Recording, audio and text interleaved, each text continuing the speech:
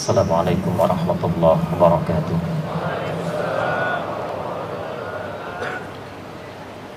Alhamdulillahi wa kafa. Wassalatu wassalamu ala rasulillahil mustafa wa ala alihi wa sahbihi wa man wafa. Amma ba'd. Fa ya ibadallah, ittaqullaha haqqa tuqatih wa la tamutunna illa wa antum muslimun. فقال تعالى مذكرا بذلك يا أيها الذين آمنوا اتقوا الله حق تقاته ولا تموتن إلا وأنتم مسلمون. Saudara-saudariku, bersyukur pada Allah Subhanahu wa Ta'ala. Alhamdulillah, pagi ini kita kembali diberikan kesempatan oleh Allah untuk hidup. Semoga hidup hari ini mendapat bimbingan dari Allah Subhanahu wa Ta'ala supaya kita bisa lebih baik dibandingkan dengan hari-hari sebelumnya. Masya Allah, inna lillahi wa inna ilaihi raji'un. Semua kita punya Allah, dan kapanpun Allah berkehendak kita pasti akan pulang. Tidak ada tawaran yang bisa kita kedepankan. Hari ini ibunda kita, Masya Allah, Ustadzah Nibras Orsali, ditampilkan pada kita oleh Allah Subhanahu wa Ta'ala dengan cara berpulang yang sangat baik, yang telah panjang lebar kemudian diuraikan. Yang jadi persoalan sesungguhnya bukan beliau, karena hadis tadi yang disampaikan oleh ayahanda kita Kiai Haji Al-Muzammil Bashuni yang tercantum dalam hadis riwayat Muslim nomor hadis 1893, man dalla ala khairin falahu ajruhu mithla ajri fa'ilih min ghairi an yanqusa min ajrihi syai'. Siapa yang cukup menunjukkan pada kebaikan kemudian diamalkan kebaikan itu oleh orang-orang di sekitarnya, maka ia akan mendapatkan pahala yang sama persis dengan pengamalnya tanpa dikurangi sedikit pun. Sudah cukup kita katakan khair bagi ibunda kita. Yang jadi masalah sekarang ini kita, beliau matanya sudah ditutup oleh Allah sehingga tidak punya kesempatan untuk melihat yang dilarang oleh Allah Subhanahu wa Ta'ala. Mata kita sampai hari ini masih bisa melihat, sehingga banyak potensi maksiat yang mungkin dikerjakan oleh pandangan kita. Teman-teman, perhatikan aturan mata dalam Al-Quran. Mata kita, kata Allah, bukan berfungsi untuk melihat, karena kalau melihat kambing pun bisa melihat. Tapi mata kambing tidak dihisab, mata kita akan dihisab. Quran surah ke-17 ayat 36. Inna as-sam'a wal basara wal fu'ada kullu ulaika kana anhu mas'ula. Sungguh pendengaran manusia, sungguh penglihatan manusia, dan sungguh setiap apa yang ia pikirkan, satu saat kami akan tanyai apa yang telah dikerjakan dengan semua itu. Mata kita akan ditanya. Karena itulah ketika Allah menyampaikan fungsi mata dalam Al-Quran, langsung diberikan detil fungsinya. Untuk laki-laki di Quran surah ke-24 ayat 30, untuk perempuan di Quran surah yang sama ayat 31.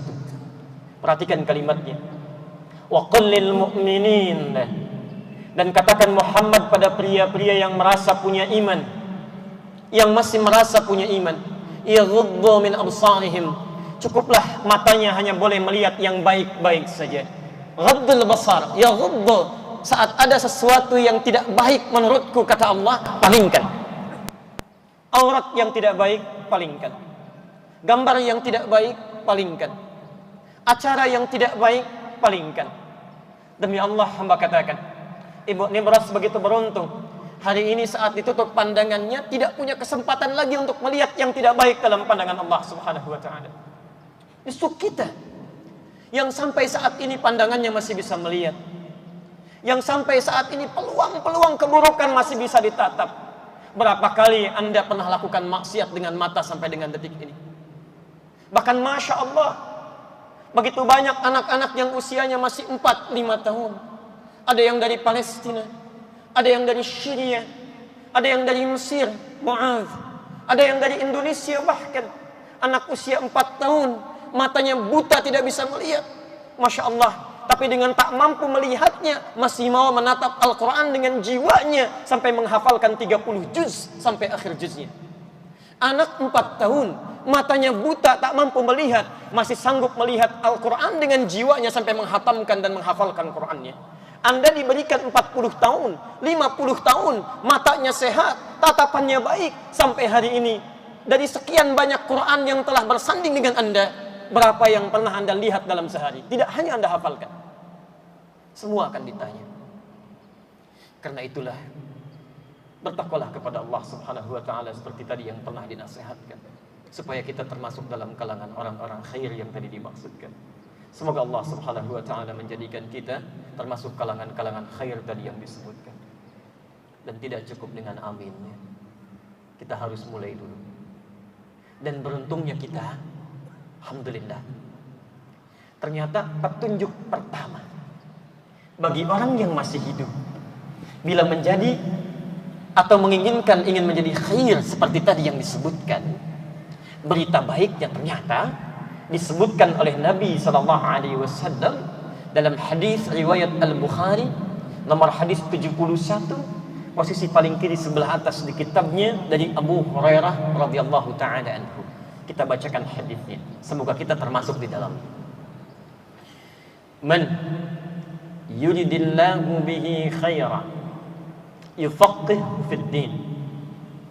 Man yuridillahu bihi khairan, siapapun yang diinginkan oleh Allah Subhanahu wa ta'ala. Man itu dalam bahasa Arab disebut dengan ismun mausulun yadullu 'ala al-'amiyah. Kata sambung yang menunjuk pada subjek, objek, bentuknya umum. Baik laki-laki, perempuan, besar, kecil, tua, muda, kaya, fakir, man. Seakan Nabi ingin mengatakan man, siapapun, tak peduli siapa dia, laki-laki, perempuan, besar, kecil, tua, muda, siapapun, yuridillahu bihi khaira, yang diinginkan oleh Allah Subhanahu wa ta'ala akan berubah jadi orang baik, khair. Saat hidupnya khair, wafatnya khair. Apa tanda pertamanya? Yufaqqihhu fid din. Bukan dunia yang diberikan, bukan harta yang diluaskan. Kata Nabi, maka orang ini akan diberikan bimbingan pada jiwanya, dilembutkan hatinya, diringankan langkahnya, dibimbing untuk mau belajar sebagian dari tuntunan agamanya. Allahu Akbar. Hari ini hari Ahad, kemacetan terjadi di mana-mana. Setiap orang sibuk dengan aktivitasnya. Ada yang pergi ke tempat rekreasi, ada yang pergi bertamasya, ada yang pergi bercengkrama. Demi Allah saya katakan, dari sekian banyak manusia yang tengah beraktivitas, Allahu Akbar, Anda yang terpilih oleh Allah di hari ini untuk diringankan langkahnya, dilembutkan hatinya, diundang langsung ke tempat terbaik di muka bumi, di rumah Allah, bukan di rumah yang lainnya. Untuk apa? Yufaqqihhu fid din, untuk belajar dari sebagian tuntunan agama-agama Allah Subhanahu wa ta'ala. Saat orang lain belum diberikan nikmat ini, ternyata kita yang diundang. Boleh jadi ini tanda pertama dari Allah ingin menjadikan kita berubah menjadi orang-orang baik dalam pandangan Allah dan Rasul-Nya. Saudara-saudariku, kalau Allah sudah ringankan langkah Anda, lembutkan hati Anda, dibimbing sampai ke rumahnya ini, belum terfikir juga oleh Anda untuk berubah menjadi lebih baik, dengan cara apa lagi Allah mesti mengingatkan Anda sebelum kita berpulang? Karena itulah perhatikan ciri orang-orang baik. Sampai sebelum masa Nabi SAW, maaf ya, seburuk-buruknya manusia ketika akan berubah, tanda pertama ini selalu dilekatkan. Ada orang yang pernah membunuh sampai 99 orang, bahkan digenapkan sampai 100. Ketika konsultasi ingin berubah menjadi orang baik, apa yang ditunjukkan oleh ulama setempat? Kata beliau, hajir ila huna, pindah kamu ke tempat itu, karena di sini ada keburukan-keburukan yang membuat engkau selalu jauh dari Allah. Pindah ke tempat itu, belajar dari seorang syekh di sana tuntunan tentang agamamu. Demi Allah kami katakan, ketika orang ini berniat berubah, baru melangkahkan kakinya beberapa masa, kadar Allah tiba-tiba di jalan, belum sampai ke tujuan, Pak, belum sampai. Sampai di pertengahan, tiba-tiba maut datang lebih cepat dari apa yang ia duga. Kullu nafsin dha'iqatul maut. Wafat dengan izin Allah Subhanahu wa taala. Apa yang terjadi? Perhatikan, pembunuh 99 orang. Hidupnya lumur dengan maksiat. Memiliki keinginan untuk merubah, ingin ikut ta'lim, belum sampai ke tempat ta'lim, maut datang menjemput yang bersangkutan. Dalam kisah ini disebutkan bahwa dakhalal jannah. Orang ini karena niat dan perjuangannya menggugurkan dosa-dosanya, perjalanannya menghadirkan pahala baru bagi dirinya. Dakhalal jannah, masuk surga dia. Bahkan turun ayat Quran mengisahkan kisah ini. Quran surah keempat An-Nisa ayat ke-100 itu. Posisi paling kiri sebelah bawah. Wa may yakhruj min baitihi muhajiran ila Allahi wa rasuli thumma yudrikul maut faqad waqa'a ajruhu 'ala Allah. Dan siapapun yang berniat keluar dari tempat ia tinggal, kemudian dia memiliki keinginan untuk mulai berubah karena Allah dan Rasulnya, tapi tiba-tiba baru dia melangkah, kemudian maut datang lebih cepat dari apa yang ia duga. Kata Allah, faqad waqa'a ajruhu 'ala Allah. Orang ini telah mendapatkan pahala di sisi Allah Subhanahu wa taala. Terbayangkan oleh Anda teman, membunuh 99 orang, hidup larut dalam maksiat, ingin merubah, belum sampai ke tempat tujuan, wafat, masuk surga. Anda tanyakan pada diri Anda, pernahkah membunuh orang sampai dengan hari ini? Masya Allah. Maksiat apa yang pernah Anda kerjakan sebandingkah dengan orang tadi? Bila 99 orang telah dibunuh orang tadi, orang yang telah membunuh orang lain, mau berangkat ta'lim, belum sampai ke tujuan, dosanya diampuni oleh Allah, maka bagaimana dengan orang yang belum pernah membunuh orang lain? Sampai di tempat ta'limnya, dia niatkan karena Allah, dia ikuti petunjuk Rasulullah, maka lebih berhak kita mendapatkan yang lebih baik dibandingkan dengan yang tadi. Maka semoga Allah Subhanahu wa taala memberikan kita semua nikmat lebih dari apa yang tadi disampaikan. Baik, saudara-saudariku, sebaik-baiknya ta'lim yang disampaikan adalah apa yang Al-Quran tunjukkan. Karena itulah, mari kita memulai ta'lim kita saat ini dengan mengikuti petunjuk-petunjuk Al-Quran seperti yang tadi telah diungkapkan. Bismillahirrahmanirrahim. Dari sekian ayat yang pernah memberikan kesan kepada kita untuk mulai belajar pertama kali tentang Islam, ternyata ada ayat-ayat terbaik yang memberikan arah kepada kita seperti apa kita mesti belajar. Quran surah kedua Al-Baqarah ayat 38, posisi paling kanan sebelah atas di mushaf.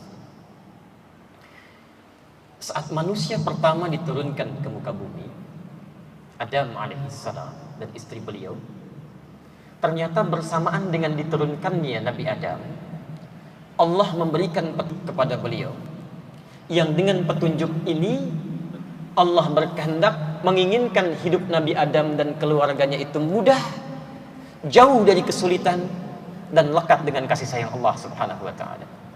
Maka difirmankan, qulna ihbitu minha jami'an. Kami firmankan Adam, mulai saat ini turun, jalani kehidupan baru di muka bumi. Fa imma ya'tiyannakum minni huda. Maka saat engkau turun ke bumi ini, kami akan turunkan bersamaan dengan itu petunjuk kehidupan, yang jika engkau dapati petunjuk kami ini, faman tabi'a hudaya, maka kemudian engkau ikuti petunjuk ini, ambil petunjuknya, terapkan dalam kehidupan. Perhatikan janjinya, fala khaufun 'alaihim wa lahum yahzanun. Allah sampaikan, saya pastikan kepadamu, saya jamin hidupmu, selama kamu hidup tidak akan pernah merasakan kegelisahan dan tidak akan pernah sedih dalam hidupmu. Allahu Akbar. Perhatikan kalimatnya. Kata Allah, Adam, jalani kehidupan di muka bumi, saya berikan petunjuk. Kamu ikuti petunjuk ini, saya akan jamin hidupmu tidak akan pernah gelisah, tenang selalu, dan saya jamin tidak akan pernah sedih dalam kehidupan. Ada masalah di rumah tangga, tenang. Ada masalah di kantor, tenang. Karena masalah itu sebelum dihadapi, Allah sudah turunkan petunjuk. Ini masalah yang akan kamu hadapi. Demikian petunjuknya, selesaikan. Jadi sebelum menghadapi masalahnya, sudah kenal dengan masalah, sudah tahu solusinya. Hudan. Allahu Akbar. Ternyata nikmat Allah ini tidak hanya diberikan kepada Nabi Adam, tapi setiap nabi-nabi yang diturunkan oleh Allah, setiap generasi berganti, dilekatkan petunjuk baru dengan fungsi yang sama. Adam meninggal, muncul generasi baru. Saat generasi baru muncul, diutus seorang rasul. Bersamaan dengan rasul diturunkan pula petunjuk yang sama. Semuanya disebut dengan yang sama, hudan. Kita agak cepat ya, karena waktu kita agak terbatas ini. Nabi terakhir pun, Muhammad sallallahu alaihi wasallam, ketika diutus oleh Allah Subhanahu wa taala untuk umat yang terakhir, ternyata bersamaan dengan diutusnya beliau, diberikan pula petunjuk kehidupan yang dijelaskan oleh Quran, fungsinya sama. Jadi bukan cuma masa Nabi Adam saja. Dari Nabi Adam sampai Nabi Muhammad SAW, setiap Nabi diberikan hudan yang kalau digunakan oleh umatnya dalam kehidupan, dijamin, kata Allah, saya jamin setiap umatnya pasti akan bahagia, tenang hidupnya, dan jauh dari kegelisahan. Silakan urutkan. Semua Nabi di Quran dari Nabi Muhammad sampai Nabi Adam, itu semua kalimatnya sama menggunakan kata tadi. Muhammad bin Abdullah, bin Abdul Muttalib, bin Hashim, bin Abdul Manaf, bin Qusay, bin Murrah, bin Kilab, bin Ka'ab, bin Ghalib, bin Fihr, bin Malik, bin Nadar, bin Kinanah, bin Khuzaimah, bin Mudrikah, bin Ilyas alaihi salam, bin Nizar, bin Mudar, bin Ma', bin Adnan, bin Addi, bin Adri, bin Muqawwam, bin Nahur, bin Tarikh, bin Ya'rub, bin Yasjub, bin Nabit, bin Ismail alaihi salam, bin Ibrahim alaihi salam, bin Adhar, bin Nahur, bin Kinan, bin Arfakhshad, bin Sam, bin Nuh alaihi salam, bin Mihlail, bin Matushana, bin Kinan, bin Anwas, bin Thith, bin Adam alaihi salam. Semua satu turunan mendapatkan bekal yang sama. Khusus untuk umatnya Nabi Muhammad sallallahu alaihi wasallam, karena Nabi yang terakhir, yang paling istimewa, oleh Allah diberikan petunjuk yang paling lengkap, lebih istimewa dibandingkan dengan nabi-nabi yang lainnya. Walaupun namanya tetap sama. Quran surah kedua Al-Baqarah ayat 185, posisi paling kiri di pertengahan. Perhatikan kalimatnya. Syahrul Ramadan alladzi unzila fihi al-Quran hudan. Kalimat yang sama, hudan. Syahrul Ramadan alladzi unzila fihi al-Quran. Lihat kalimatnya, di bulan Ramadan, kata Allah, diturunkan Al-Quran. Di bulan Ramadan diturunkan Al-Quran. Apa fungsi Al-Quran ini? Ternyata bukan sebatas bacaan, Bu.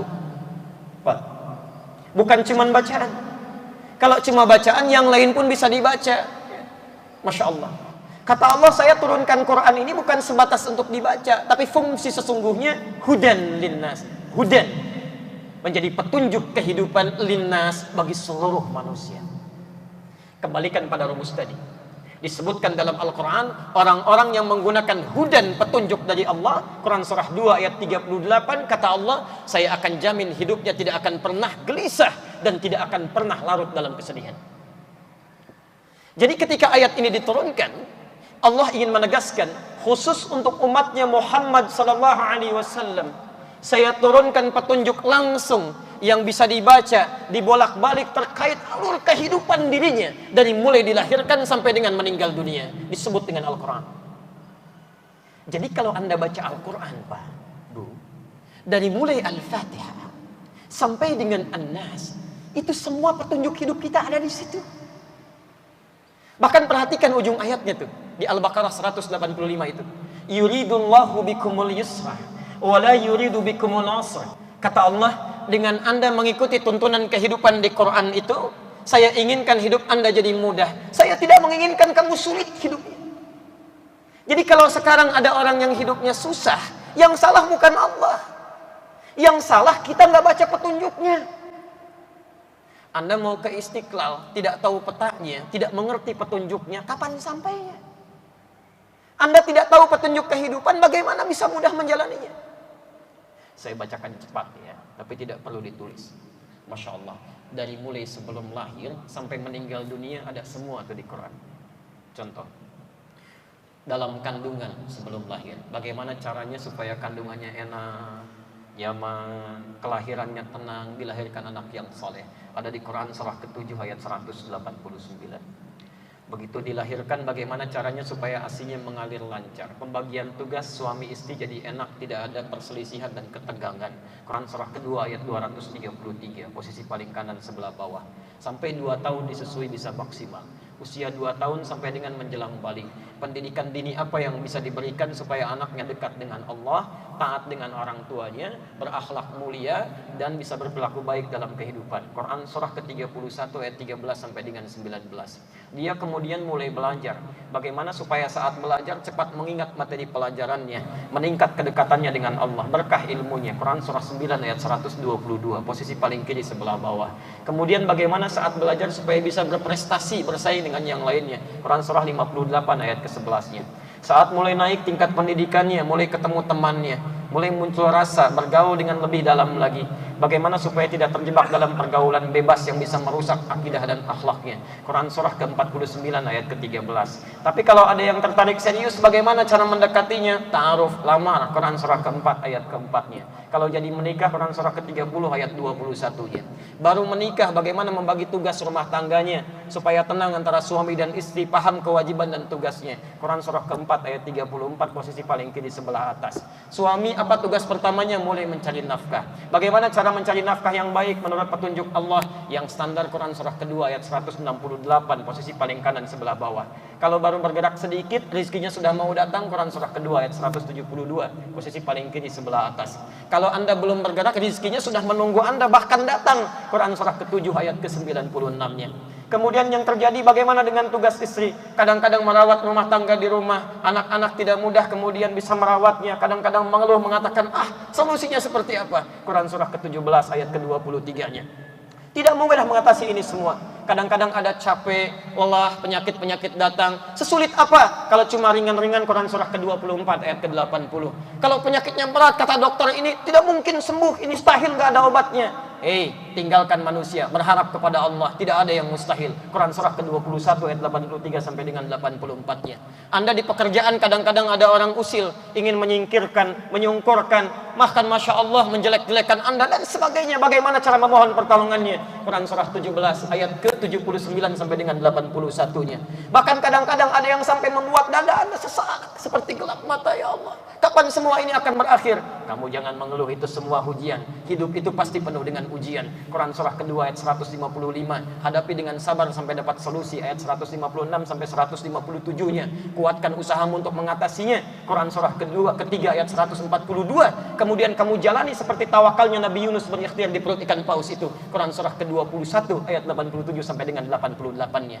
Sampai bapak ibu kemudian menjadi lebih bahagia lagi, meningkat harta bendanya. Bagaimana mensyukurinya? Quran surah ke-14 ayat yang ke-7 itu. Kalau ada musibah ditimpa lagi, bagaimana sabarnya? Hadapi dengan mengelola manajemen konfliknya, manajemen sabarnya. Quran surah kedua ayat 214 itu. Kalau ada kelebihan, cepat infakkan supaya berkah hartanya. Quran surah kedua ayat 215. Kalau ada kewajiban zakat, cepat tunaikan. Quran surah ke-9 ayat ke-60. Kalau susah, diingatkan oleh kawannya. Quran surah ke-9 ayat 103. Sampai usia Anda 40 tahun pun lebih, masih ada orang tuanya. Bagaimana cara saya berbaktinya? Karena tidak mungkin semua ini bisa diraih kecuali oleh jasa orang tua.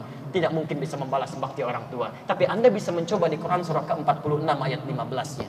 Masya Allah, sampai di penghujung usia Anda mengatakan, ya Allah, apakah saya akan hidup selamanya atau mungkin akan meninggal? Tidak ada yang abadi, kamu pasti pulang. Quran surah ketiga ayat 185, kullu nafsin dha'iqatul maut. Ya Allah, kapan waktunya? Terserah saya, kamu siap-siap saja. Quran surah ke-7 ayat ke-34-nya. Ya Allah, bagaimana cara meninggal itu? Enak atau tidak? Kalau kamu ingin tenang, pelajari Quran surah 89 ayat 27 sampai 30. Ya ayyatuhan nafsul mutmainnah. Tapi kalau kamu ingin sedikit menegangkan, silahkan sambil dipukulin malaikat. Quran surah ke-8 ayat ke-50. Ya Allah, bagaimana situasi di alam kubur kalau saya pindah tempat ke sana? Saya setelah belajar malam pertama di alam dunia. Bagaimana malam pertama di alam kubur? Pelajari yang bagus-bagus. Quran surah ketiga ayat 169 sampai 171-nya. Tapi kalau kamu ingin banyak amal salahnya, sedikit amal solehnya, Tuh, rasakan nanti api neraka didatangkan lebih dulu. Quran surah ke-40 ayat 46 sampai dengan 47-nya. Ya Allah, bagaimana nanti di yaumul hisab, suasana yang menegangkan itu? Perbanyak aja amal soleh supaya kamu bisa melihat Allah saat hisab langsung tanpa sekat. Quran surah 75 ayat 22 sampai dengan 23-nya. Masuk surga tanpa hisab, ada kesempatannya indah luar biasa. Quran surah kedua ayat 25. Jangan coba-coba perbanyak amal salah, tidak ada amal solehnya, karena kamu bisa masuk juga neraka tanpa hisab. Quran surah 18 ayat 100 sampai dengan 101-nya. Ya Allah, di surga bagaimana kehidupannya? Silahkan siapkan. Ada surga bersama Nabi, ya ikuti tuntunannya. Quran surah 3 ayat 31. Ada surga di taman surga. Quran surah 15 ayat Quran surah 51 ayat 15 sampai dengan 23. Ada surga seluas langit dan bumi. Quran surah ketiga ayat 133 sampai 134. Tinggal pilih saja. Semuanya ada, Pak. Bu. Dari sebelum lahir sampai kita wafat. Tinggal kita keluarkan aja isinya, kita pelajari sebelum kita menjalaninya. Maka hidup akan lebih mudah. Makanya kata Allah, Quran surah kedua ayat kelima, Al-Baqarah. Ada orang-orang yang setiap akan beraktivitas, dia keluarkan dulu petunjuk Allahnya. Masya Allah. Mau jalan, dia baca. Bagaimana cara jalan yang disukai Allah. Mau minum, dia lihat bagaimana minum yang disukai Allah. Berumah tangga, dia pelajari bagaimana berumah tangga yang disukai oleh Allah. Turun ayat, ulaika, mereka itu ala hudan, selalu melekatkan hidupnya pada petunjuk Allah subhanahu wa ta'ala, mir rabbihim. Maka orang-orang yang seperti ini, wa ulaika humul muflihun, kata Allah, saya akan jamin hidup mereka pasti bahagia. Hidup mereka pasti bahagia. Jadi semuanya ada di Quran, Pak, Bu. Makanya setiap kali kita sholat, kita diminta oleh Allah untuk membacakan ayat-ayat terkait dengan kebutuhan kita. Silahkan cek dalam sholat itu. Bukankah kalimat sholat pertama melekat dengan kata hudan? Quran surah kedua Al-Baqarah ayat 2 dan 3. Dzalikal kitabu la raiba fi. Kemudian hudan lil muttaqin. Siapa al-muttaqin ini? Ayat ketiganya. Alladzina yu'minuna bil ghaib wa yuqimuna shalah. Makanya saat kita dipanggil sholat, setelah membaca Al-Fatihah itu, kita membaca surat. Rumus dalam fikih sholatnya, surat yang dibaca itu, kalau ingin mengikuti tuntunan Nabi, seharusnya kita pilih surat-surat yang sesuai dengan kebutuhan kita, Pak. Saat ada kesulitan dalam pekerjaan, Anda sholat, bacakan ayat-ayat terkait kebutuhan kita itu. Ibu di rumah tangga punya masalah, cari ayat-ayat yang sesuai dengan solusi kita itu. Karena itu disebutkan dalam hadis riwayat Abu Dawud, nomor hadis 649. Di Abu Dawud ada 4.800 hadis, 15 hadis qudsi, posisi hadis qudsi nomor 2 di nomor 649. Perhatikan kalimatnya. Kata Nabi, "Idza qala al-'abdu iyyaka na'budu wa iyyaka nasta'in." Jika seorang hamba membaca dalam salatnya hadis qudsi, "Iyyaka na'budu." Ya Allah, sekarang kami sedang salat ibadah hanya kepadamu. Wa iyyaka nasta'in, dan sekarang kami sedang punya masalah ya Allah, kami hanya mohonkan solusinya kepadamu ya Allah. Perhatikan jawabannya di hadis qudsi. Qala Allah azza wa jalla, dijawab oleh Allah subhanahu wa ta'ala, hadza baini wa baina 'abdi. Ini perjanjian antara hambaku denganku. Ini perjanjian antara aku dengan hambaku. Wali abdi, kalau hambaku benar sekarang sholatnya, masalah apapun yang dia minta sekarang aku akan kabulkan. Perhatikan rahasia sholat yang pertama. Orang kalau benar sholatnya, kata Nabi, itu saat berdiri seperti ini, itu sudah ditunggu oleh Allah. Kamu mau minta apa, saya berikan, kata Allah, tanpa batas. Pernah ada yang meminta itu, dia diabadikan dalam Al-Quran. Quran surah ketiga Ali Imran ayat 38 sampai 39. Posisi paling kanan sebelah atas. Nabi Zakaria. Bu, halo? Kenal Nabi Zakaria? Kenal di mana? Masya Allah. Di Istiqlal ada yang kenal Nabi Zakaria. Alhamdulillah. Baik. Nabi Zakaria itu sepupunya istrinya Imran, namanya Hannah. Hannah itu sepupunya Nabi Zakaria. Nanti punya anak Hannah, hasil pernikahan dengan Imran melahirkan anak Maryam.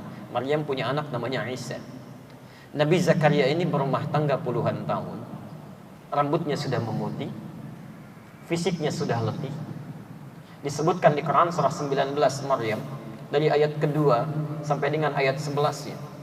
Fisik sudah memutih, rambutnya sudah, fisiknya sudah letih, rambut sudah memutih. Istrinya, maafkan saya ibu, divonis secara medis monofos dan mandul. Masih mungkin tidak punya keturunan? Tidak. Berobat sana sini, dokter mengatakan ini nggak bisa nih, nggak ada obatnya, nggak akan mungkin punya keturunan. Perhatikan rumus Qurannya. Kalau Anda punya masalah dalam kehidupan, kemudian makhluk mulai mengangkat tangannya mengatakan mustahil, ini nggak ada solusinya, itu tanda pertama dari Allah supaya Anda meninggalkan makhluk, segera kembali kepada Allah. Karena Allah ingin memberikan yang terbaik pada Anda langsung tanpa campur tangan makhluk. Itu rumusnya. Saat itulah Nabi Zakaria bermohon kepada Allah, langsung diabadikan di Quran. Hunalika da'a Zakaria rabbah. Nabi Zakaria kemudian bermohon kepada Allah di mihrabnya. Qala rabbi habli min ladunka dzurriyyatan thayyibah. Ya Allah ya Rabb, hamba sudah berikhtiar kemana-mana sampai hari ini belum mendapatkan keturunan. Hamba memohon kepadamu saja ya Allah yang punya kekuasaan tanpa batas. Innaka sami'ud du'a. Engkau pasti dengar doa hamba ya Allah. Kalau pada yang maha mendengar saja tidak bisa mengabulkan doa hamba, pada siapa lagi hamba lantas meminta?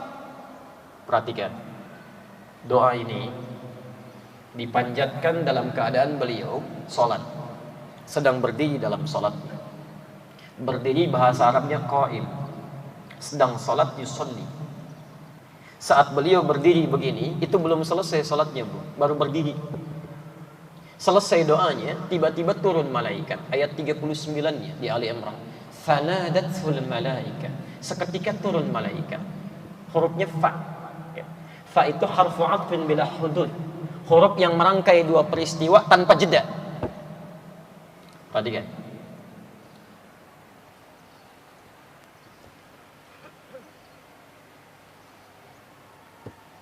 Naqaltul mandil wa al-jawal.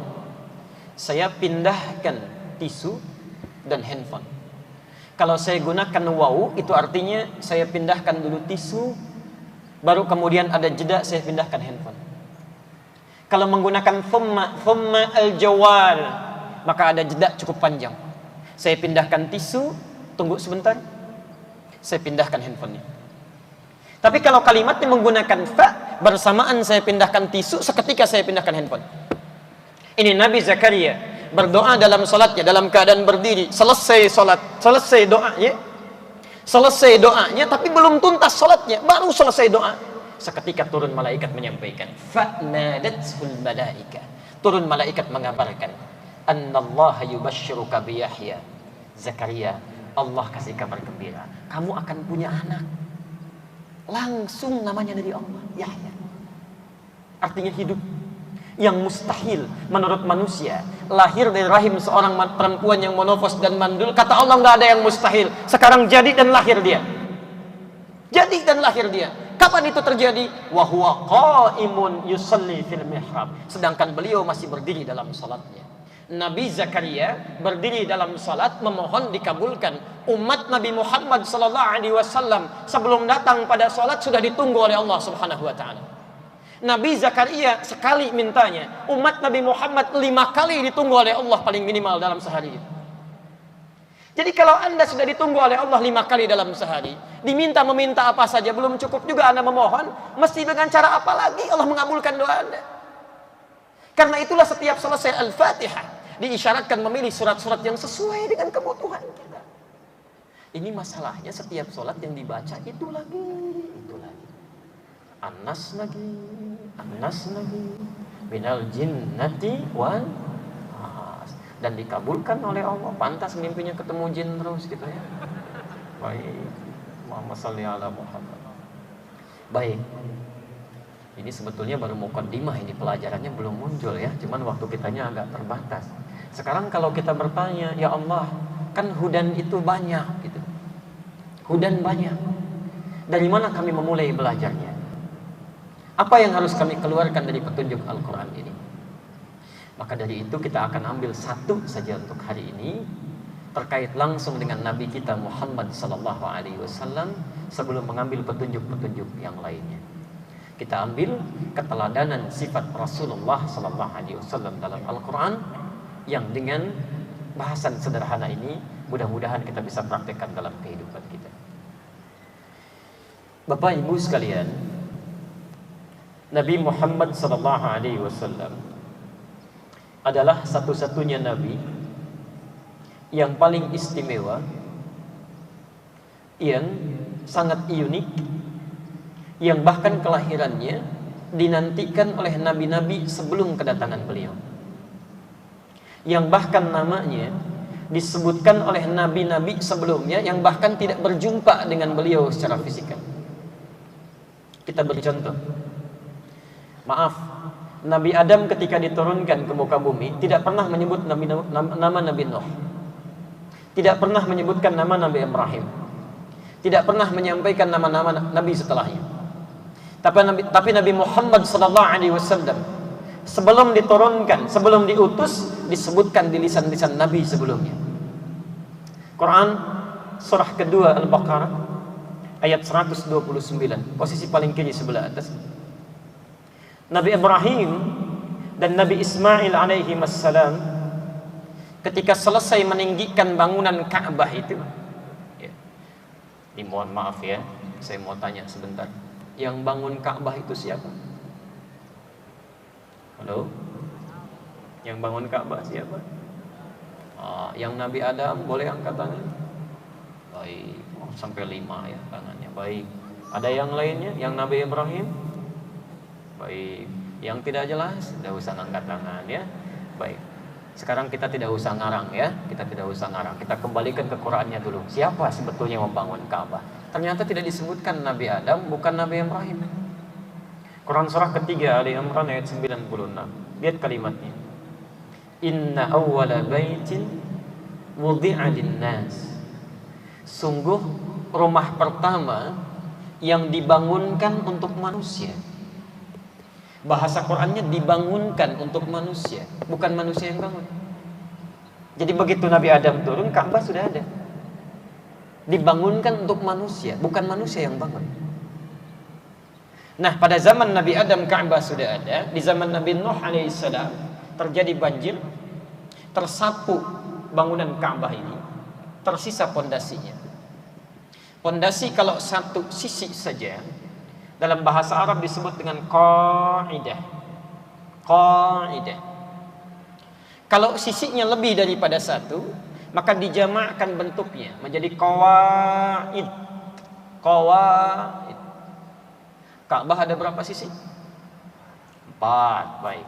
Karena bentuknya jamak, maka kalimatnya dirubah dari qa'idah menjadi qawa'id. 1, 2, 3, 4 sisi.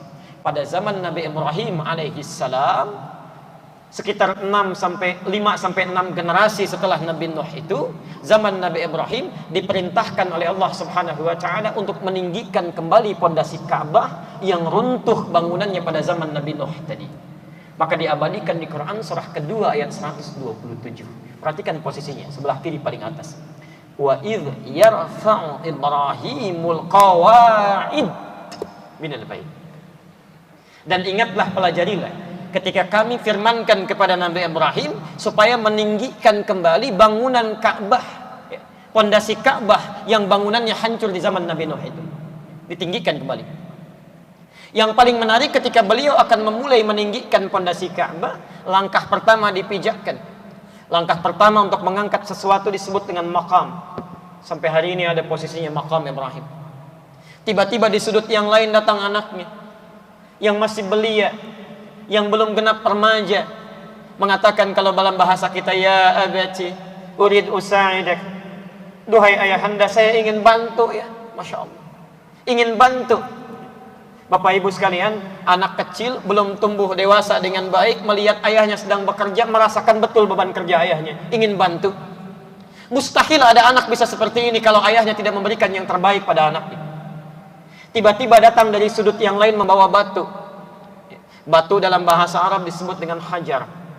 Kalau sudah mulai disusun-susun, berubah namanya menjadi hijr. Kalau sudah berbentuk disebut dengan hujrah. Kalau banyak bentuknya disebut dengan hujurat. Maka datang dari sisi yang lain membawa batu disusun. Sampai hari ini areanya disebut dengan Hijr Ismail. Setelah selesai menyusun meninggikan bangunan Ka'bah itu, keduanya berdoa di samping Ka'bah. Perhatikan apa doanya. Di antara doa yang dibacakan mengisyaratkan lahirnya Nabi Muhammad SAW. Ayat 129-nya. Rabbana wab'ath fihim rasulan minhum yatlu 'alaihim ayatika wa yu'allimuhumul kitaba wal hikmah wa yuzakkihim innaka antal azizul hakim. Rabbana wab'ath fihim, ya Allah, mohon nanti utus seorang rasul, rasulan minhum, seorang rasul dari kalangan mereka yang lahir di sekitaran Ka'bah. Mohon izin saya bertanya, siapa di antara rasul yang lahir di sekitaran Ka'bah? Halo? Tidak ada selain Nabi Muhammad SAW. Tidak ada satupun rasul yang dilahirkan di sekitaran Ka'bah kecuali Nabi Muhammad SAW. Sekarang masih ada napaktilas kelahirannya. Anda kalau dari Menara Zamzam itu, samping ada Jabal Qubais yang jadi istana raja, geser sedikit ke arah kanan sekitar 100 meter, itu ada bangunan warna krem yang sekarang jadi perpustakaan, Al-Maktabah Al-Qadimah, jadi museum. Itu diduga tempat Nabi SAW dilahirkan. Muhammad SAW 30 generasi sebelum kelahirannya disebutkan oleh 2 orang Nabi sebelumnya. Bahkan sebelum Nabi Muhammad SAW dilahirkan, 1 generasi Nabi sebelumnya spesifik menyebut namanya. Quran surah ke-61 ayat yang ke-6, posisi paling kiri sebelah atas. Perhatikan kalimatnya. Wa idh qala Isa ibn Maryam, dan pelajarilah ketika Isa anaknya Maryam menyampaikan kepada kalangan umatnya, ya Bani Israel, hei Bani Israel, inni Rasulullah ilaikum, saya adalah utusan Allah yang ditujukan pada kalian. Maaf, jadi Nabi Isa itu sudah mengatakan kepada umatnya, saya ini Rasul khusus untuk kamu saja, bukan untuk umat yang lain.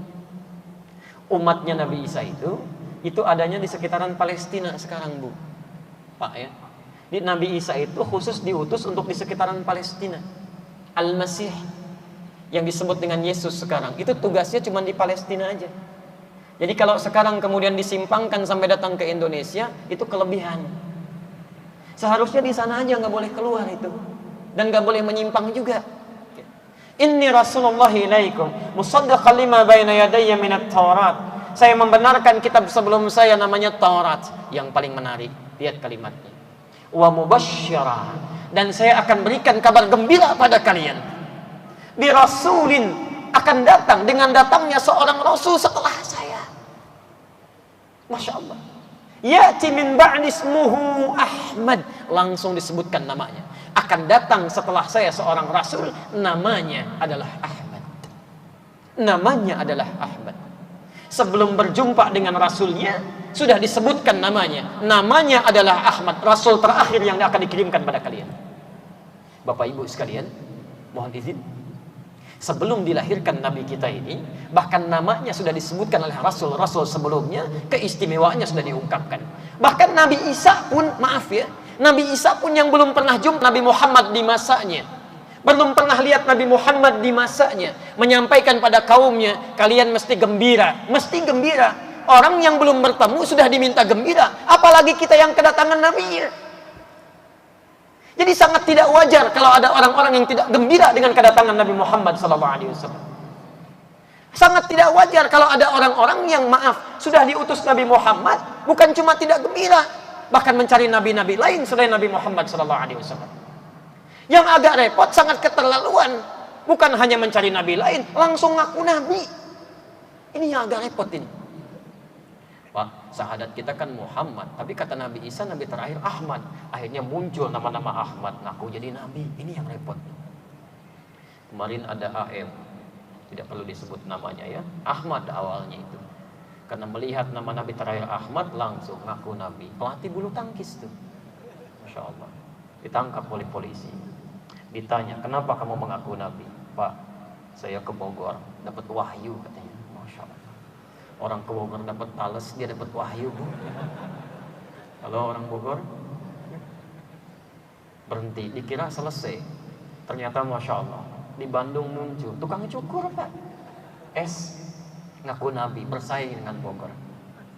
Maaf, kalau yang ngaku nabi memang sudah dari dulu sudah banyak gitu. Yang sekarang itu bukan cuman kesiangan, kemalaman, kesorean, kepagian, ketinggalan jauh. Ya, jadi tidak aneh kalau ada yang ngaku-ngaku itu. Yang aneh itu setiap ada yang ngaku, ada aja pengikutnya itu. Silahkan dicek itu. Muncul nabi baru, ada pengikutnya. Muncul yang baru, ada pengikutnya. Itu yang agak aneh. Kata para pakar, maaf ya, masyarakat kita sekarang sedang dirundung penyakit cepat kaget, gampang kagum. Cepat kaget, gampang kagum. Ada mall baru, brem, ibu-ibu ke sana. Numpang kagum aja Pak, belanja enggak? Balik lagi. Ada nabi baru, ada pengikutnya, Masya Allah. Itu yang repot tuh. Yang paling bermasalah kadang-kadang kagetan ini membawa dampak yang tidak baik, sehingga cari akal-akalan yang tidak mulia.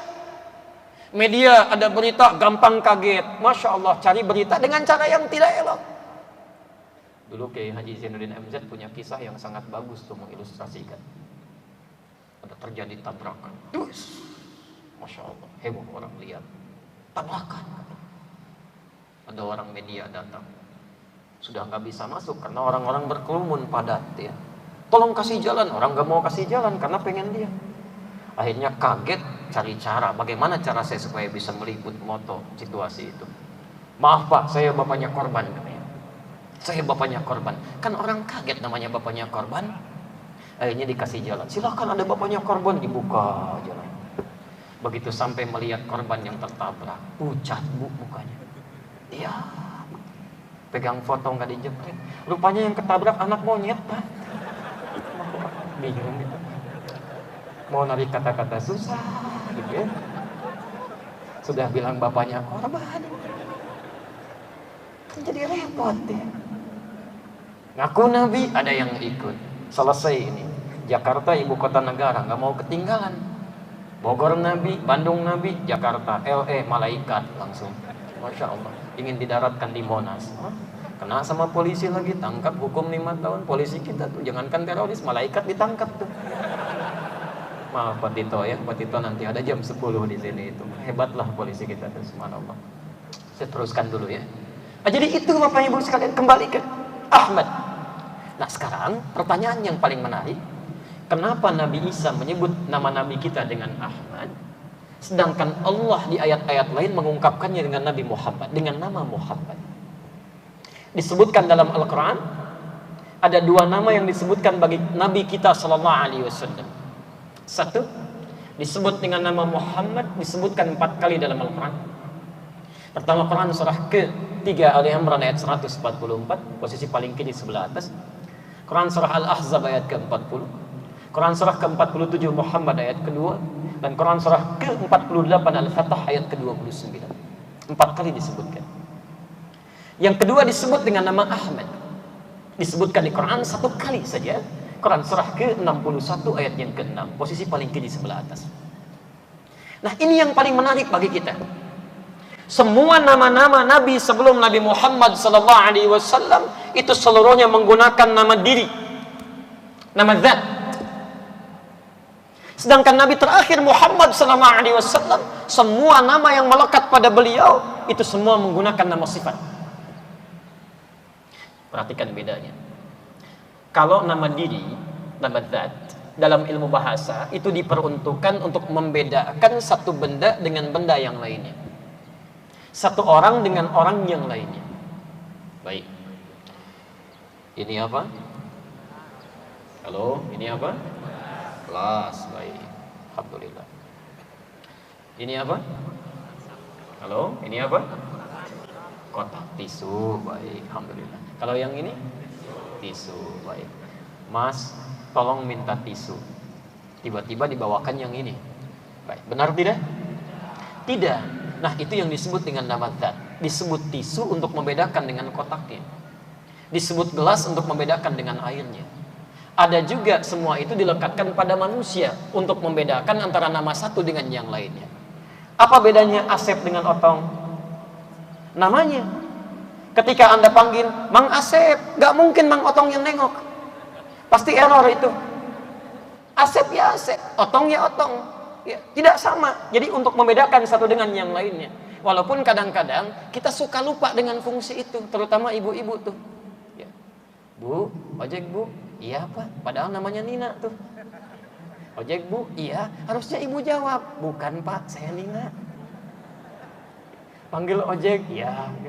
Masya Allah. Pak, kampung rambutan pak? Iya, Masya Allah. Padahal namanya Dodi tuh ya. Baik, itu nama zat namanya. Zat. Tapi sifat adalah nama yang terkait dengan nilai-nilai kehidupan yang melekat pada benda dan orangnya.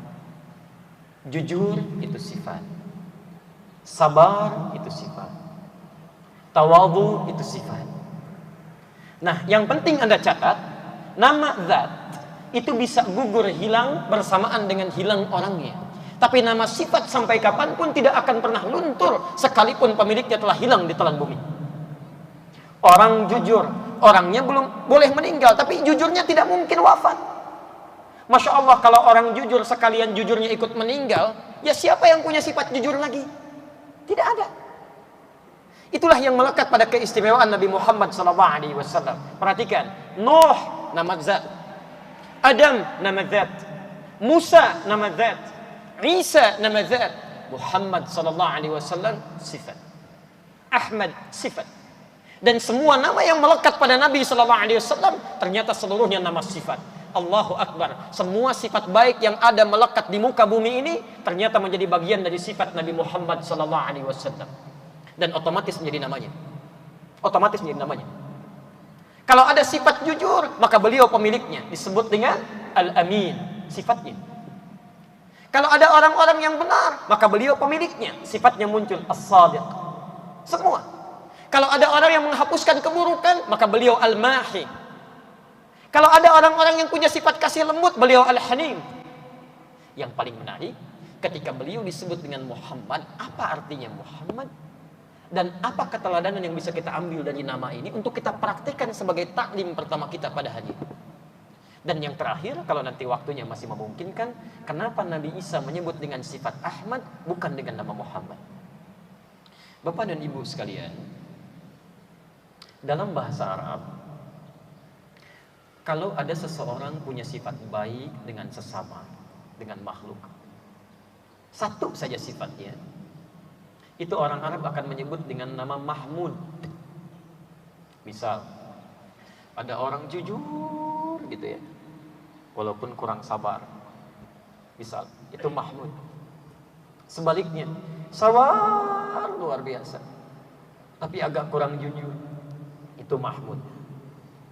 Maaf Pak Mahmud ya, bukan berarti Bapak juga satu sifat, tidak ya. Maksudnya punya keunggulan tertentu. Tapi kalau orang ini bisa menghimpun semua sifat-sifat kebaikan, ya, maka dirubah kalimatnya jadi bentuk superlatif, sirah mubalaghah, dari Mahmud menjadi Muhammad. Menjadi Muhammad. Kenapa Nabi ini dinamakan dengan izin Allah Subhanahu wa taala dengan nama Muhammad? Seakan-akan ingin melukiskan kesan kepada kita. Nabi terakhir ini saking mulianya sifat-sifat yang melekat pada dirinya, Allahu Akbar. Hampir semua sifat-sifat kebaikan terkait dengan makhluk dimiliki dalam pribadi beliau. Kalau ada orang sabar, ini Nabi yang paling sabar. Kalau ada orang jujur, beliau yang paling jujur. Kalau ada yang tawadhu, beliau yang paling rendah hati. Kalau ada yang pemberi, beliau yang paling dermawan. Pak, Ibnu Majah, nomor hadis 3221. Saya mau tanya sebentar Bu, Nabi itu orang kaya atau orang miskin? Halo? Baik, yang bilang kaya angkat tangan. Yang bilang miskin? Yang tidak jelas? Kita bikin kesepakatan aja ya. Baik, kalau kita belum tahu cukup katakan wallahu a'lam. Katakan apa? Allahu a'lam. Malaikat ditanya belum tahu, subhanaka la ilma lana illa ma 'allamtana. Quran surah 2 ayat 32. Sahabat ditanya oleh Nabi tidak tahu, Allahu wa rasuluhu a'lam. Masya Allah, ada bukan malaikat, bukan sahabat, ditanya tahu semuanya. Nabi orang kaya, orang miskin? Allahu a'lam. Ini masjid apa sekarang? Oh, Masya Allah. Sudah berada di sini belum tahu masjidnya. Istiqlal Pak. Baik. Nabi itu ternyata Ibnu Majah nomor hadis 3221. Orang kaya Pak dalam urusan ibadah. Perhatikan keterangan Jabir bin Abdullah ketika beliau menyebutkan tentang korbannya Nabi sallallahu alaihi wasallam. Ra'aitu Rasulullah sallallahu alaihi wasallam, saya sering kali melihat Rasulullah sallallahu alaihi wasallam hina yadhbah, saat beliau akan menyembelih hewan korban, aqbal al-qiblah, dihadapkan semua hewannya ke kiblat. Berapa jumlahnya? 100 ekor. 100 ekor. Setiap kali akan menyembelih 100 ekor. Lalu bagaimana cara menyembelihnya? Sebelum disembelih, qala, beliau kemudian mengatakan, lihat kalimatnya, betapa pedulinya Nabi Muhammad sallallahu alaihi wasallam tidak hanya dengan dirinya, tapi disebutkan orang-orang sekitarnya. Allahumma hadza min Muhammad wa ali Muhammad wa ummat Muhammad sallallahu alaihi wasallam. Ya Allah, mohon terima korban ini dari pribadi Muhammad dan dari keluarga besar Muhammad, dan mohon ya Allah dari umatnya Muhammad sallallahu alaihi wasallam yang selama hidupnya mungkin gak bisa kurban ya Allah. Muhammad sallallahu alaihi wasallam, Nabi, Rasul, dekat dengan Allah, tingkat surga paling tinggi, dijaga dari berbagai kesalahan, berkurban 100 ekor hewan kurbannya, masih berbicara tentang umatnya, untuk umatku ya Allah, dan tidak menginginkan bagiannya ya Allah ya Rabbi. Muhammad sallallahu alaihi wasallam. Yang paling menarik, ada orang datang mengaku umatnya. Masya Allah, kurban cuma 1 ekor kambing. Bukan Nabi, bukan Rasul. Surga belum jelas sampai dengan pagi ini.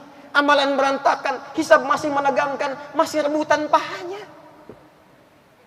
Nabi saja yang jelas surganya masih menyebut umatnya. Umatku ya Allah. Hadirin, satu kisah kemudian beliau datang ke Taif.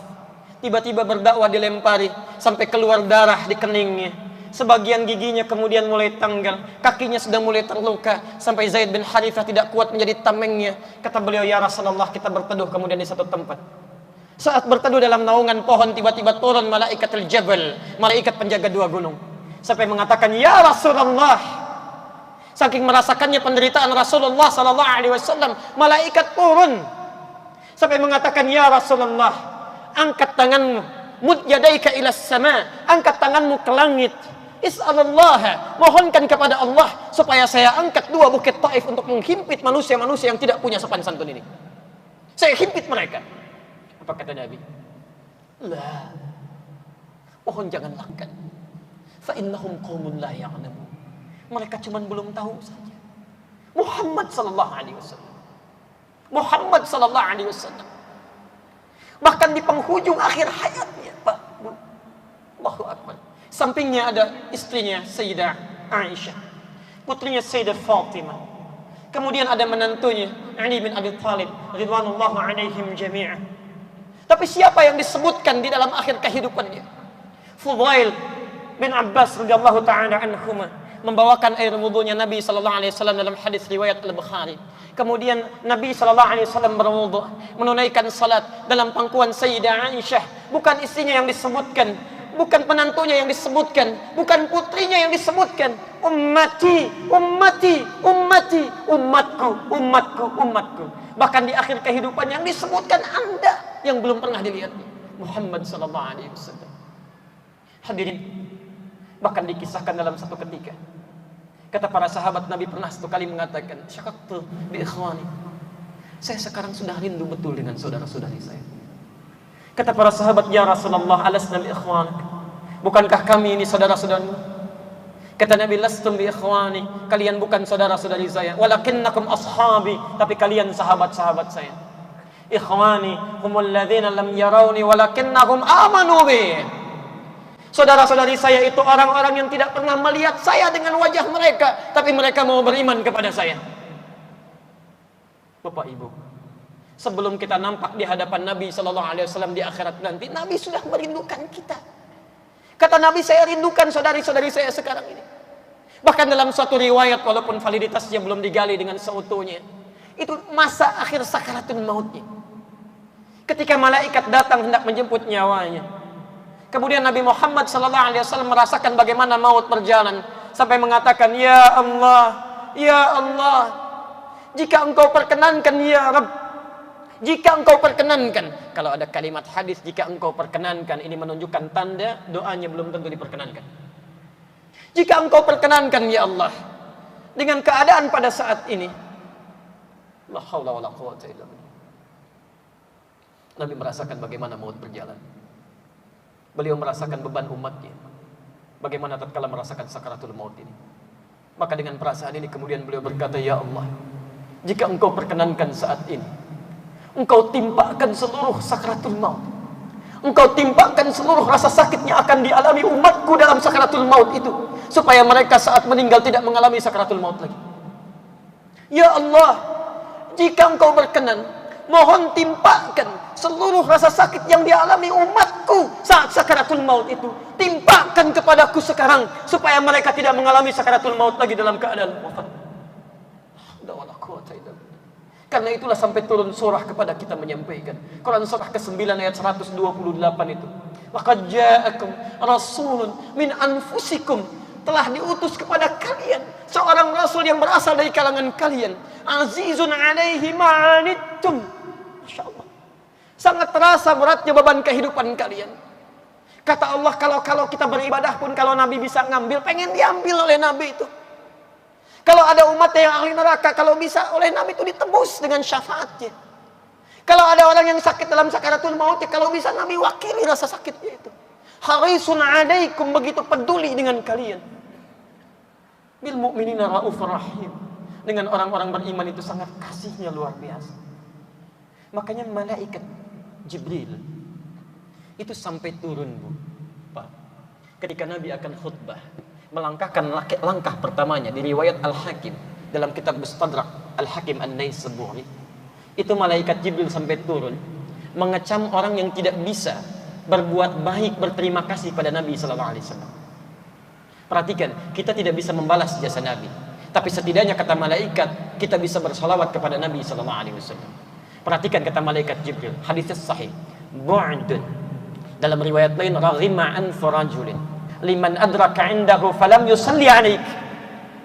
Muhammad, sungguh keterlaluan ini, sungguh celaka, keterlaluan kalau ada umatmu disebutkan namamu di sampingnya tidak mau bersalawat kepadamu. Tidak bisa kita membalas bakti Nabi SAW, jasa beliau kepada kita. Kata malaikat, paling minimal ketika disebutkan nama Muhammad, maka bersalawatlah kepadanya. Sallu ala nabi, Allahumma salli wa sallim. Nah, Bapak Ibu sekalian, yang paling menarik, apa yang diinginkan dari nama ini? Sebetulnya bukan hanya diketahui sifatnya, itu sudah ma'ruf. Jangankan pada manusia, maaf, pada hewan. Saat akan disembelih, kata Nabi, tolong jangan sakiti hewan itu, tajamkan pisaunya, cepat sembelih. Ketika ada tumbuh-tumbuhan, tolong jangan rusak, tolong jangan rusak. Masya Allah, jaga dengan baik, kata Nabi, jangan rusak tanaman.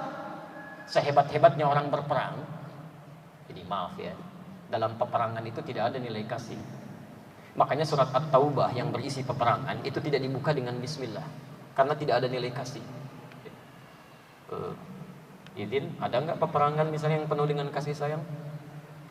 Assalamualaikum, saya mau nembak ya, izin. Keke, pernah sakit nggak? Nggak ada begitu. Tembak ya tembak gitu kan. Tapi dalam suasana seperti ini pun kata Nabi, hei mujahid yang berperang, seemosi kalian jangan rusak tanaman, jangan sakiti anak kecil, jangan sakiti orang-orang sepuh. Maaf, jangan membunuh dengan nafsu, tidak ada itu. Karena itu tidak benar kalau ada orang tembak sembarangan, bunuh sembarangan, ledakan diri, merusak orang lain tanpa ketentuan yang benar. Itu bukan dari tuntunan Islam. Saya pernah ditanya di Lampung, ya Ustaz, apakah bom di Jalan Tamrin itu bagian dari jihad fisabilillah? Saya jawab, setahu saya jihad fisabilillah itu jihad di Allah, bukan di Jalan Tamrin. Jadi nggak nyambung gitu, nggak ada. Dan yang paling gampang dilihat tuh yang kemarin tuh, Masya Allah. Nah, saya agak sedikit sudah ada memo ya. Baik, 5 menit lagi kita mau selesai. Apa yang dimaksud dengan nama ini yang diinginkan oleh Quran? Saya tutup Quran surah ke-48 ayat ke-29. Muhammad Rasulullah. Nama Muhammad itu menunjukkan bahwa beliau adalah seorang utusan Allah. Walladzina ma'ahu, sedangkan yang kami inginkan dari orang-orang yang bersama beliau itu, maksudnya umatnya, Bukan cuma mengetahui nama dan sifatnya, tapi kata Allah, teladani nama-nama itu, terapkan dalam kehidupan kita. Bagaimana cara meneladaninya? Walladzina ma'ahu, orang-orang yang bersama dengan beliau, umatnya itu, asyidda'u 'alal kuffar, ruhama'u bainahum. Dapat mengambil makna nama Muhammad itu, menerapkan dalam kehidupannya. Jadi kalau Anda mengaku umatnya Muhammad sallallahu alaihi wasallam, keluarkan sifat-sifatnya. Sesama muslim, ruhama'u bainahum, hadirkan sifat saling kasih. Bantu dengan yang lainnya. Nah ini sekarang sedang dihadirkan di hadapan kita. Tampak tidak itu? Jangan-jangan tiap hari Anda rajin taklim, datang ke ustadz satu dengan yang lainnya. Tapi ketika Allah meminta buktinya, tidak tampil dalam diri kita. Saya baru datang itu dari ujung Jawa Tengah. Namanya Telas. Habis lah, di Google juga nggak ada itu, Telas. Masya Allah. Di sana ada penggembala kambing, Pak, kami kunjungi. Jarang ngaji seperti Bapak Ibu sekarang. Tapi begitu saya lihat kambingnya ditutup dengan botol aqua pecahan begini, saya tanya, kenapa ini kambing? Sakit. Perhatikan, kata orang ini bukan sakit mas, tapi ini kambing baru didatangkan dari tempat kami beli, kami tutup mulutnya supaya di jalan tidak makan yang bukan haknya. Ada orang desa yang hidupnya cuma 100.000 per bulan, kedatangan tamu, semua yang terbaik dibagikan. Bukan hanya menutup lisannya, mulut kambingnya bisa dijaga. Ada orang tiap waktu ikut ta'lim, sana sini bergerak dalam kebaikan, tapi praktek kehidupannya belum muncul apa yang dia pelajari itu. Itu yang belum tepat. Saya tidak Ustaz, kata ibu di sana. Alhamdulillah, tidak seperti ibu itu tuh. Ah, sama. Iya ya, nggak nyangka ya ibu itu, nyangka tuh. Hati-hati gitu ya. Maka dari itu mari kita praktikkan nama Nabi ini, lekatkan dalam kehidupan kita, dan contoh yang terbaik, alhamdulillah. Kemarin 2 Desember sudah kelihatan banyak tidak merusak rumput, ya. Kemudian saling tidak dorong-dorongan, bergerak dengan bersamaan. Ayo coba lihat, apakah tanggal itu saja atau bisa dipraktikkan nggak dalam kehidupan sekarang? Nggak ada faedahnya kalau cuma rame-rame menuntut sesuatu, tapi tidak diaplikasikan kebaikan setelahnya. Bisa nggak setelahnya saling merangkul dalam kebaikan, tidak mencela satu dengan yang lainnya, membantu dalam kebaikan. Sekarang Allah sedang tuntut kita tuh di Aceh. Apa yang sudah kita berikan? Ayo, jangan-jangan Allah titipkan tenaga kepada kita, diminta untuk digunakan. Allah titipkan harta kepada kita, diminta untuk diinfakkan. Biasanya teman-teman Darut Tauhid ini setelah kajian suka ada sorban itu yang dipergunakan untuk membantu saudara-saudari yang lainnya. Coba dicek. Minimal doa. Doa itu. Ini bantu dengan tenaga tidak ada, bantu dengan pikiran tidak ada, dengan harta juga susah, mendoakan juga susah. Ya, Masya Allah, lantas apa yang bisa diberikan? Karena itu bertakwalah kepada Allah Subhanahu Wa Taala. Saya kira karena waktunya sudah berakhir, kita cukupkan dulu sampai di sini. Mudah-mudahan Allah memberikan kemuliaan pada kita. Saya ingin berikan satu yang singkat saja sebagai penutup. Kenapa Nabi Isa menyebut Nabi Muhammad dengan nama Ahmad? Saya akhiri. Karena di zaman Nabi Isa ada dugaan bahwa Nabi Isa itu Rasul yang terakhir. Karena Nabi Isa punya sifat kasih yang sama terhadap makhluk dengan Nabi Muhammad SAW. Jadi pernah lewat dengan 12 muridnya di sungai yang ada bangkai anjing, tiba-tiba muridnya menutup hidung mengatakan, "Guru, ini bangkainya bau." Kata Nabi Isa, "Ih, putih betul giginya itu, bersih." Kata muridnya, "Kok guru berkata begitu?" Kata Nabi Isa, manusia itu hanya mengungkapkan apa yang ada di pikirannya. Bila buruk apa yang dia pikirkan, maka tidak baik apa yang dia ungkapkan. Nabi Isa itu jangankan pada manusia, pada bangkai hewan masih baik, Pak. Maka pada saat itu ada ramalan Rasul terakhir itu punya sifat baik pada makhluk, diduga Nabi Isa. Kata Nabi Isa, bukan. Sifat Rasul terakhir itu lebih daripada saya. Walaupun punya sifat yang sama kebaikan pada makhluk, tapi dia Ahmad. Ahmad itu adalah sifat seorang hamba yang sangat luar biasa ibadahnya kepada Allah Subhanahu Wa Taala. Hadis riwayat Al-Bukhari, nomor hadis 1130. Nomor hadis 1130 dari Mughirah bin Syu'bah. Nabi Rasul dijamin masuk surga, bebas dari kesalahan, tingkat surga paling tinggi, menunaikan salat tahajud, Allahu Akbar, sampai kakinya bengkak-bengkak. Tahukah Anda, bengkak-bengkak itu bukan setelah salat. Bukan setelah salat. Tapi baru rakaat pertama, Bu. Rakaat pertama. Pernah Hudzaifah al-Yamani dengan Abdullah bin Mas'ud bertanya pada Sayyidah Aisyah, Dalam hadis riwayat Al-Bukhari nomor hadis 1553, kaifa kanat salatu Rasulillah sallallahu alaihi wasallam. Kata Aisyah, la tas'alan husnihinna wa tulihinna. Enggak usah ditanya deh bagaimana bagus dan panjangnya bacaan Nabi. Penasaran.